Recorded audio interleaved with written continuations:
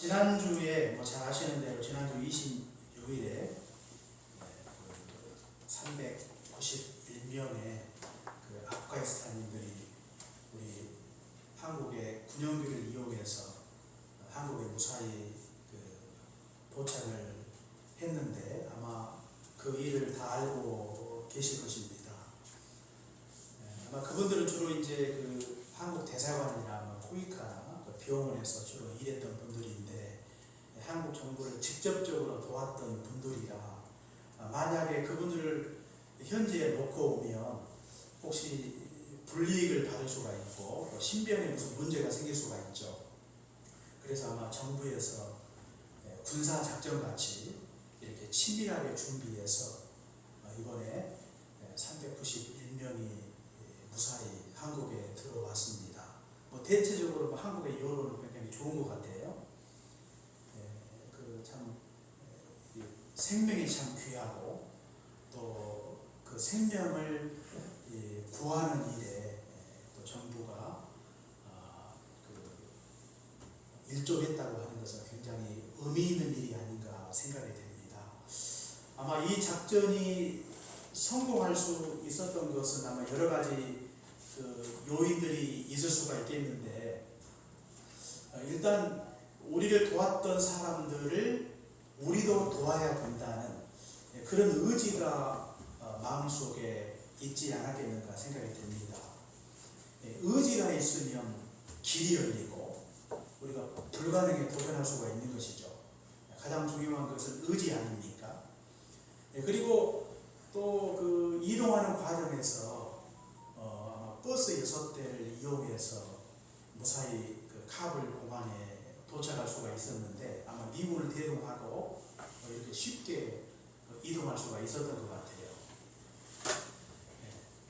그리고 또 하나는 서로 연락망이 굉장히 촘촘하게 잘 갖추어져서 일사불란하게 움직여서 이렇게 무사히 공항에 도착할 수 있었다는 그런 진단을 했는데요. 이게 갑자기 즉흥적으로 된 게 아니라 오래전부터 이렇게 준비를 했다고 해요. 그래서 이렇게 잘 준비를 해서 좋은 결과를 거두게 되었는데 너무나 감사한 일이 아닌가 생각이 됩니다. 원래는 427명이 들어오려고 했는데 아마 31명은 현지에 남기로 하고 본인들의 의사에 따라 나머지 391명이 한국에 들어오게 되었습니다.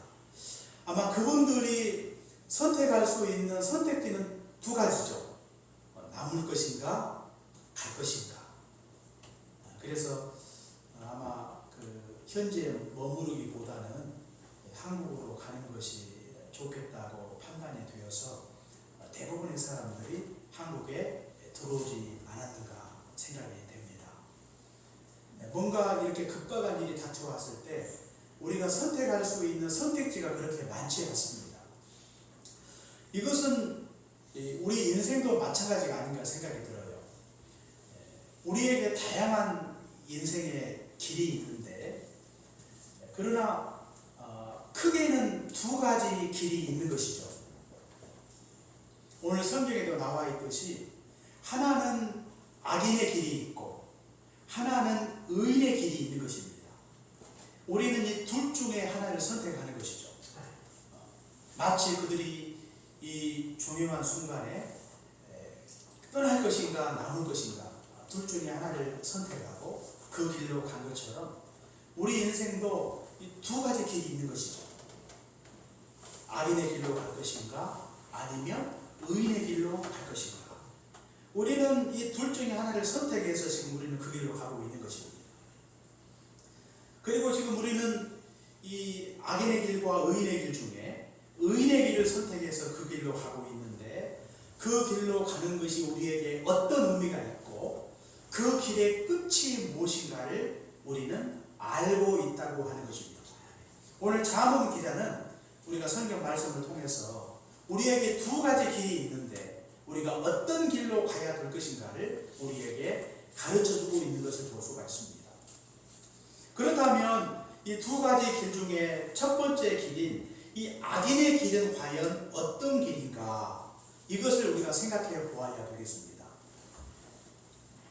오늘 성경 19절 말씀해 보시면요, 악인의 길은 어둠 같아서 그가 걸려 넘어져도 그것이 무엇인지 깨닫지 못하느니라 그랬어요. 악인의 길은 어떤 길입니까?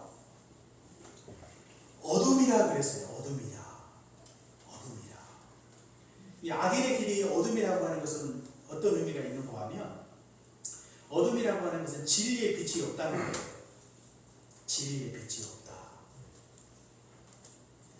이 빛이라고 하는 것은 예수님을 가리키죠. 예수님이 없는 삶을 가리키는 것입니다. 예수님이 없기 때문에 여기에는 구원도 없고 영생이 없는 것이죠. 이것이 바로 어둠이라고 하는 것입니다. 이 어둠 같은 그 인생이 악인의 길인데, 이 어둠 같은 인생길을 걷고 있는 악인들의 삶에는 그 일정한 특징이 있는 것을 볼 수가 있는데요. 오늘 성경 19절에도 보니까 그가 걸려 넘어져도 그것이 무엇인지 깨닫지 못한다 그랬어요. 악인의 길은 어둠과 같은 길인데, 생명이 없는 길인데, 그 길로 걸어가는 자들의 그 특징은요, 깨달음이 없어요. 어떤 깨달음이 없는가? 그들은 무엇이 선인지 무엇이 악인지를 깨닫지를 못해요. 진리가 없기 때문에 그런 것이죠. 진리. 물론 일반 선의 기초로 해서 무엇이 악인가 무엇이 선인가를 어느 정도 분별할 수가 있지만, 그러나 선과 악을 분별할 수 있는 그 잣대가 윤리나 도덕만이 아닙니다. 우리에게 가장 확실한 잣대는 성경입니다. 성경. 그러니까 도덕과 윤리로 선과 악을 판단하는 것은 한계가 있어요.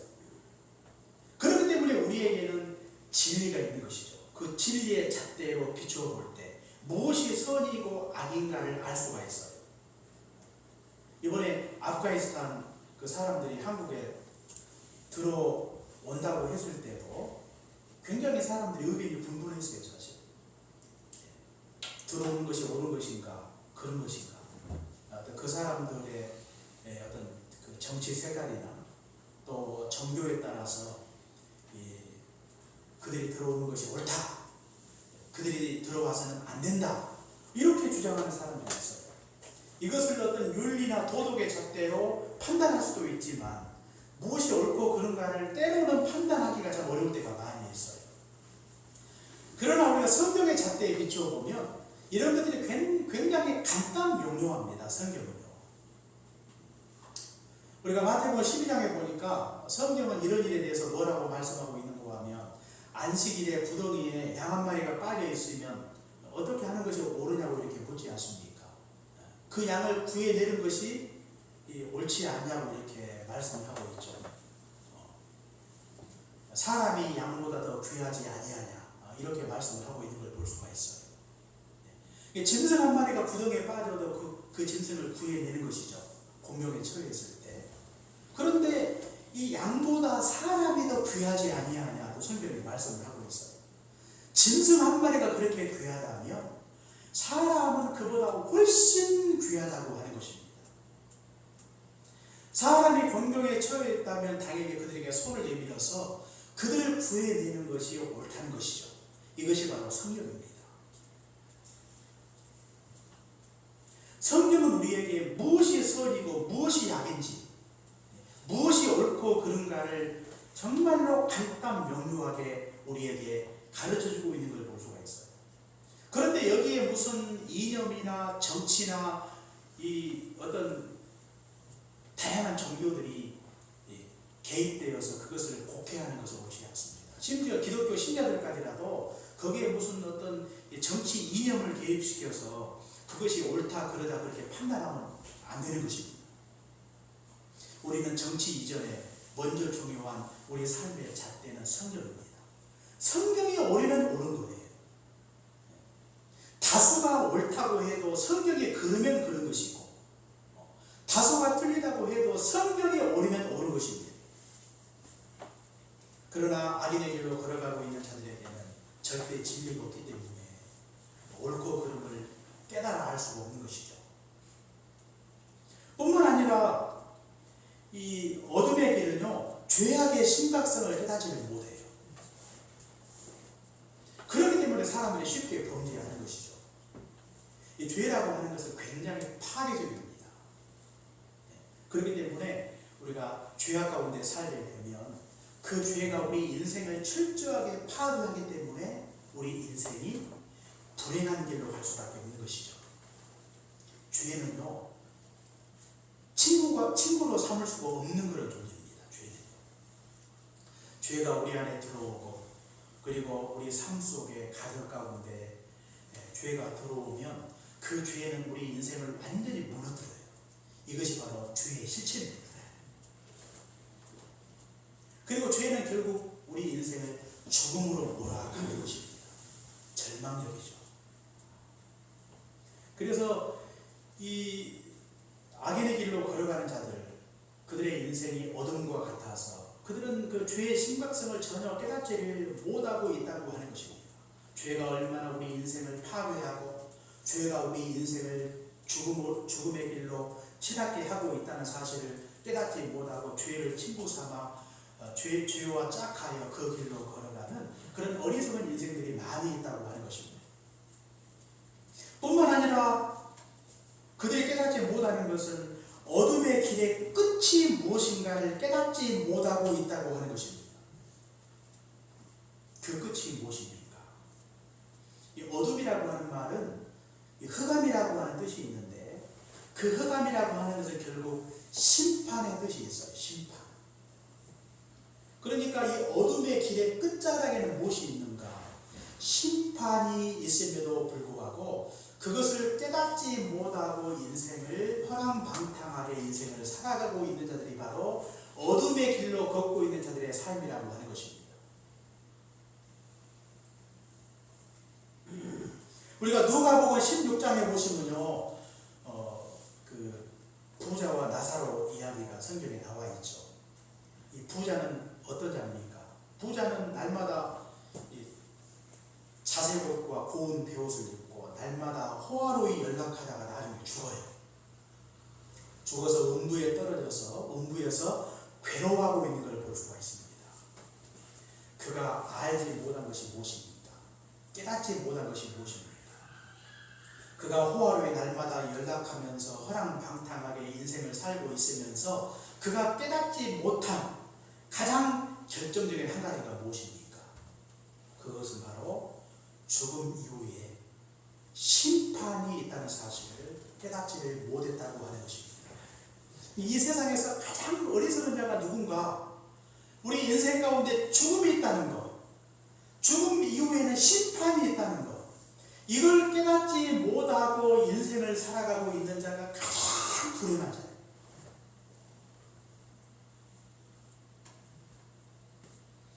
그런데 악인의 길을 걷고 있는 자들이 이걸 깨닫지를 못해요. 심판이 있다는 것. 그러니까 죽음의 길로 끝도 가도 없이 그쪽으로 가는 것이죠.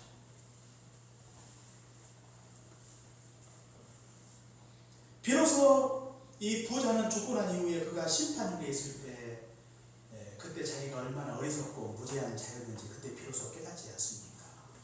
그때 깨닫는 것은 아무런 의미가 없어요. 이게 바로 악인의 길을 걷고 있는 자들의 삶의 모습이라고 하는 것입니다. 아마 그들은 스스로 아마 생각할 줄 모르겠어요. 마치 자기들이 모든 것을 알고 있는 것처럼. 그러나 그들은 가장 중요한 인생의 진리를 깨닫지 못하고 영적으로 무지한 가운데 지금도 어둠의 길을 걷고 있다고 하는 것입니다. 뿐만 아니라 이 악인의 길은 어떤 길인가? 악인의 길은 어둠의 길임과 동시에 죄의 길이에요. 죄의 길. 그러니까 이 어둠의 길이라고 하는 것은 영적으로 볼 때 그 길은 예수님이 없고 구원이 없는 길이라고 한다면 현실적으로 볼 때 이 악인의 길은 어떤 길인가? 죄의 길이다. 죄의 길. 죄악된 삶을 살아가고 있다는 그런 뜻이에요. 그래서 그들이 걷고 있는 그 길은요, 우리가 성경 16절 한번 같이 볼까요? 16절과 17절 같이 한번 읽겠습니다. 자, 시작. 그들을 받아들여지 못하면 찾지 못하며 사람을 찾지 못하면 찾지 아니하며 우리의 떡을 먹으며 강포의 술을 마시니라. 아멘. 그들은 악을 행하지 못하면 뭘 못한다고요? 자리를 못한다. 그랬어요. 이게 악인들이 하는 그 삶의 모습이죠. 그러니까 악을 행하지 않으면 잠을 자지 못한다. 이 말이 무슨 말인가 하면 그들은 그만큼 죄에 깊이 빠져 있다는 증거입니다. 죄. 완전히 죄의 종으로 사는 거예요. 죄의 불임을 받는 것입니다. 죄에 아주 깊이 빠져 있어요. 마치 죄에 중독이 된 자라고 이렇게 말씀을 드릴 수가 있죠. 그 중독이라고 하는 것이 무엇입니까? 제가 국어사전에 찾아보니까 술이나 마약 따위에 빠져서 그것을 행하지 않으면 그 활동이나 생활이 불가능한 그런 사람을 가리켜서 중독자라고 이렇게 적고 있더라고요. 중독자. 그러니까 이 죄에도 중독이 있는 거예요. 죄를 짓지 않으면 살 수가 없어요. 그러니까 뭐 생각하는 것이나 말하는 것이나 행동하는 모든 것들이 죄와 깊은 관계가 있어요. 그들에게는 선한 것이 없습니다. 생각 자체가 항상 꼬여 있어요. 마음이 뒤틀려 있는 것입니다. 말이 항상 꼬여 있어요. 말 속에서 선한 것을 발견할 수가 없는 것입니다. 악독이 항상 묻어 있어요. 분노와 거짓과 모함과 불평으로 가득 차 있는 것입니다. 이게 악인들의 삶의 특징이죠. 그래서 그들의 그 삶 속에서 우리가 선한 것을 결코 발견할 수가 없는 것입니다. 이 중독 자체가 굉장히 심각하죠. 중독. 한국과학기술개발원에서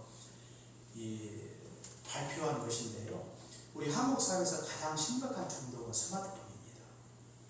왜 그런가 하면 중독률이 가장 높아요. 이 술이나 마약 같은 경우는 중독률이 그렇게 높지 않습니다. 생각보다 10%가 미만이죠. 그런데 이 스마트폰 중독은요, 한국 사회에서 가장 높은 중독률을 자랑을 하고 있어요. 자랑할 것도 없는데 사실은. 거기에 보니까 이 스마트폰 중독자가 39.7%예요. 우리나라 40%입니다. 40%. 그리고 중증이 몇 프로냐 이렇게 통계를 했는데 20%가 중증이에요. 그런데 더 놀라운 거 한 가지가 있는데, 이렇게 중독자가 많음에도 불구하고 자신이 중독자라고 생각을 하느냐 물었더니 몇 프로가 대답을 했을까요? 자기가 중독자라고? 찍어보세요. 10%? 네, 1%입니다. 1%. 나는 스마트폰 중독자다, 중독 증세가 있다고 이렇게 스스로 중독자임을 자인하는 사람이 1%예요. 근데 자기가 지금 이미 스마트폰 중독에 빠져 있음에도 불구하고 자기가 중독자라는 사실을 깨닫지 못하고 살고 있다고 하는 것입니다.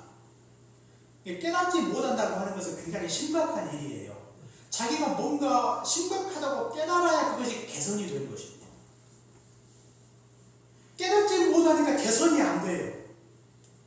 주변에 또 워낙 많아요. 지금 40%에 육박하니까 대부분 다 이미 중독 증세를 다 보이고 있는 거예요. 그래서 스몬비 현상에 나오지 않습니까? 그래서 항상 그걸 붙들고 다녀야 뭔가 마음이 편하고, 스마트폰을 놓는 순간 그때부터 불안해요. 그 금단 증상이 나타나게 되는 것입니다. 부인은 두고 차 안 타도 그냥 스마트폰은 두고는 그 차를 탈 수 없을 정도로 그렇게 심각한 그런 상태가 지금 우리 한국 사회에 벌어지고 있다고 하는 것이고요. 그래서 이제 거기에 중독이 되면 일상이 불가능해져요. 일상. 굉장히 그 사회 활동에 그 인간관계에 지장을 많이 초래하고 또 이것이 굉장히 인격적으로 어떤 개인의 그 삶에 아주 치명적인 해를 끼친다고 하는 것이죠. 제가 이 중독 문제를 이야기하고 있는 이유는요, 우리가 이 중독 문제가 심각한데 죄에도 중독이 있다는 거예요. 죄에도. 그래서 이런 그 중독성이 강한 사람들이 결국 죄의 중독으로 쉽게 빠지게 되는 것입니다. 스마트폰이 물론 장점도 있지만 긍정적인 측면도 있지만 그것을 통해서 끼치는 해악이 얼마나 큰지 몰라요. 그 사람의 인성과 인격을 철저하게 무너뜨리는 것. 저는 21세기 우리 그 신자들에게 가장 큰 그 적수는 지금까지는 스마트폰이 아닌가. 그래서 어둠의 세력들이 우리 신자들을 공격하는 아주 강력한 무기로 사용하고 있는 것이 바로 이것입니다. 우리가 경계를 해야 돼요. 사단이요, 자기를 광명의 천사로 우리 신자들을 유혹하는 것입니다. 요즘 귀신은요, 옛날에 시골에 저기 뒤에 턱하면데 그냥 머리 길게 하고 뭐 얼굴에다 피 붙이고 뭐 내 다리 내나 이렇게 그렇게 귀신이 우리에게 오는 게 아니에요. 지금은요, 자기를 광명의 천사로 위장을 하고 우리 가운데 가만히 들어오는 것입니다. 마치 우리를 위하는 것처럼, 우리에게 도움을 주는 것처럼 아주 은밀하게 우리 가운데 들어와서 우리의 심장을 찌르는 치명상을 입히는 것입니다. 우리가 죄의 중독을 우리가 주의를 해야 되는 것이죠. 이렇게 그 악인의 길은요, 죄악된 길이기 때문에 마치 죄악에 중독된 자가 된 것처럼 그렇게 인생을 살아가게 되는 것입니다. 이렇게 죄의 부름을 철저하게 받게 되면 그 결과가 어떻게 되는 것입니까? 그 죄는 아까도 말씀드린 것처럼 그 죄가 우리의 인격을 철저하게 파괴하고 결국 우리를 죽음의 길로 이끌어가는 것입니다. 마태복음 5장에 보시면 한 거라사인이 설명에 나오지 않습니까? 예수님이 거라데 지방으로 가다가 무덤 사이에 거하면서 쇠사슬에 매인 채 큰 소리를 지르면서 자신의 몸을 돌로 이렇게 자해하면서 무덤 사이에 거하는 한 사람을 발견하게 됩니다. 그 사람은요, 귀신 들려서 귀신에 속박되어 인생을 살아가고 있는 자라고 이렇게 말씀을 드릴 수가 있는데, 저는 이 귀신 들린 한 거라사인의 모습이 죄에 중독된 자의 모습과 너무나 흡사하다는 사실을 알 수가 있는 것입니다. 귀신 들린 게 아니라 죄에 빠져서 그렇게 살아가고 있는 것이죠. 그 사람은 어떤 사람입니까? 귀신 들려서 스스로 자신의 인격을 철저하게 파괴하지 않습니까? 그 사람의 손에 들려있는 것은 돌이에요, 돌. 그 돌로 자신의 몸을 긋고 있는 거예요. 이것은 무엇을 의미합니까? 귀신이 그 사람의 인격을 철저하게 파괴하고 있다고 하는 것이죠. 그 인격을 철저하게 무너뜨리는 것입니다. 죄라는 놈이 바로 그런 거예요. 그리고 그가 있는 곳이 어디예요? 무덤이죠. 무덤은 무엇을 상징합니까? 죽음을 상징합니다. 그러니까 귀신에 들려서 결국 귀신들이 그 사람을 결국 어디로 이끌어가고 있는 것인가? 죽음으로 이끌어가고 있다고 하는 것입니다. 그렇기 때문에 죄의 중독에 되면 결국 그들이 가는 곳이 어디입니까? 죽음이라고 하는 것입니다. 죽음.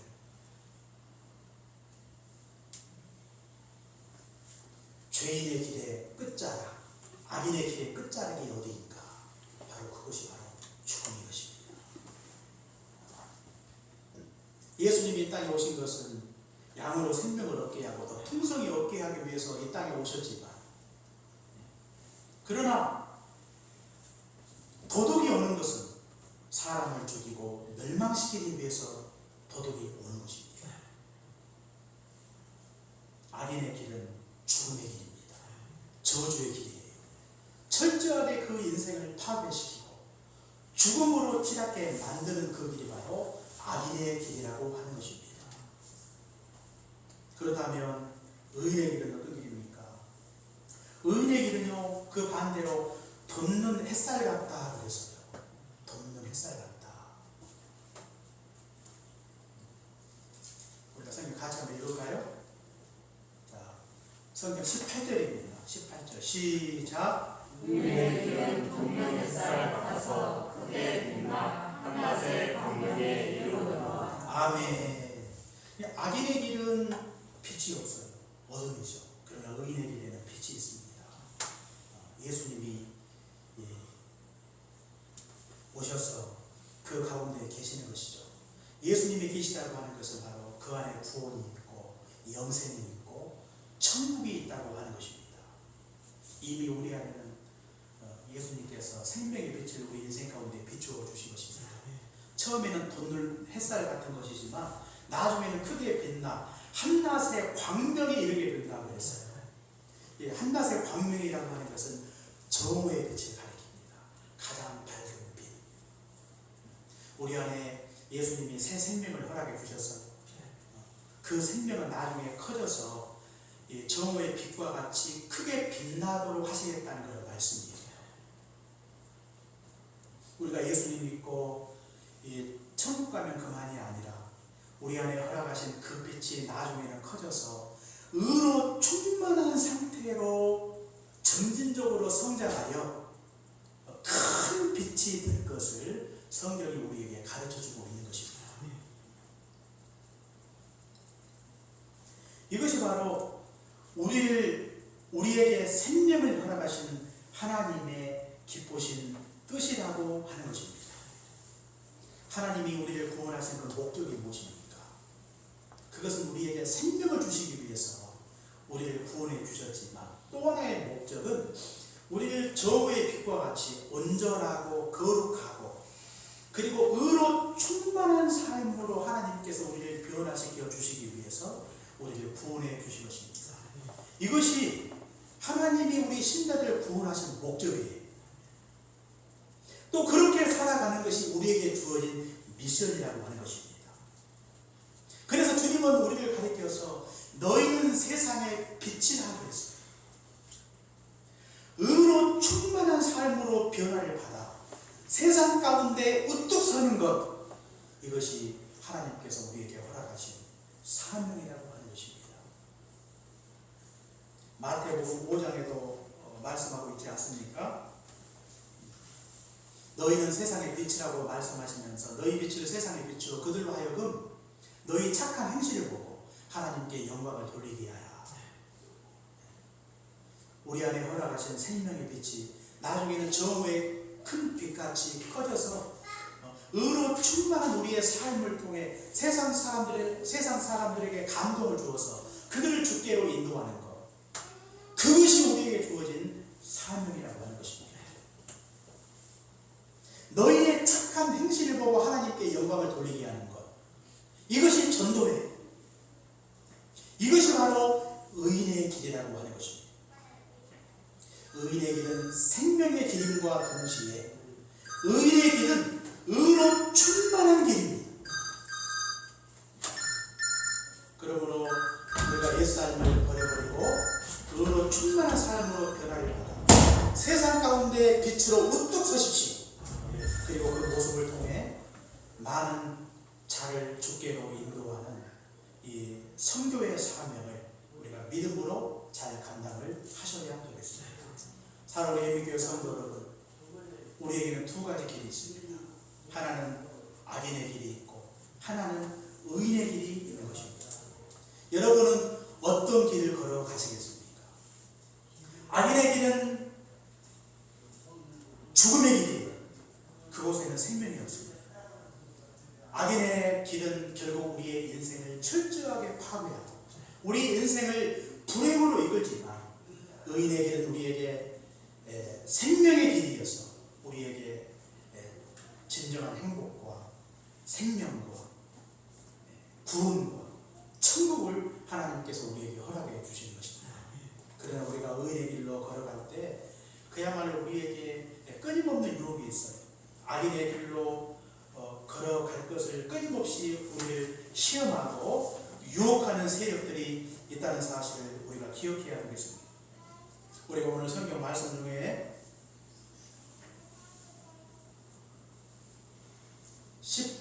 14절, 15절 말씀을 보니까 사악한 자의 길에 들어가지 말며 악인의 길로 다니지 말지어다. 그의 길을 피하고 지나가지 말며 돌이켜 떠날지어다. 그 길로 가지 말라고 이렇게 말씀을 하고 있어요. 악인의 길은 저주의 길입니다. 사망의 길이에요. 심판의 길입니다.